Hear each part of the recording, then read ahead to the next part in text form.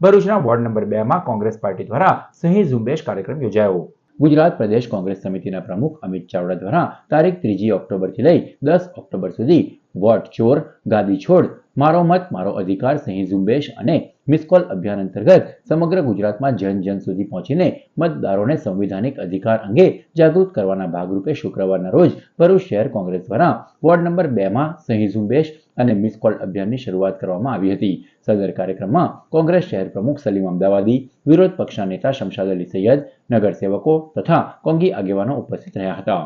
આજ રોજ મારો મત મારો અધિકાર અંતર્ગત ગુજરાત પ્રદેશ કોંગ્રેસ સમિતિ દ્વારા માન્ય અમિતભાઈ ચાવડા સાહેબના આદેશ અનુસાર સમગ્ર ગુજરાતના અંદર આ અભિયાન શરૂ કરેલું છે કે જે ભારતભરમાં વોટ ચોરી થઈ રહી છે। ભારતીય જનતા પાર્ટી શાસિત કહી શકાય કે જે એનડીએ સરકાર કેન્દ્ર સરકારમાં છે તેમણે મત ચોરી કરીને આજે સત્તા હાંસલ કરેલી છે। તમે જોયું હશે કે લોકસભાના વિપક્ષના નેતા રાહુલ ગાંધીજીએ સમગ્ર દેશના અંદર અને ખાસ કરીને કર્ણાટકના બેંગ્લોરના અંદર જે વોટ ચોરી થઈ હતી એને ખુલ્લો પાડેલો છે।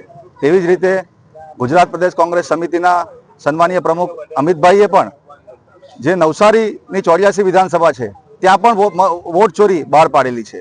એટલે વિવિધ વિધાનસભાઓના અંદર વિવિધ રાજ્યોના અંદર વોટ ચોરી બહાર આવી રહી છે।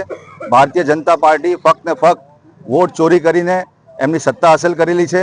એને હવે કેન્દ્ર સરકારમાંથી કહી શકાય કે બરખાસ્ત કરવા માટે એની એ મુહિમને કોંગ્રેસે મજબૂત કરેલી છે અને દરેક રાજ્યના અંદર ખાસ કરીને ગુજરાતમાં આજરોજ આ અભિયાન શરૂ થયો છે।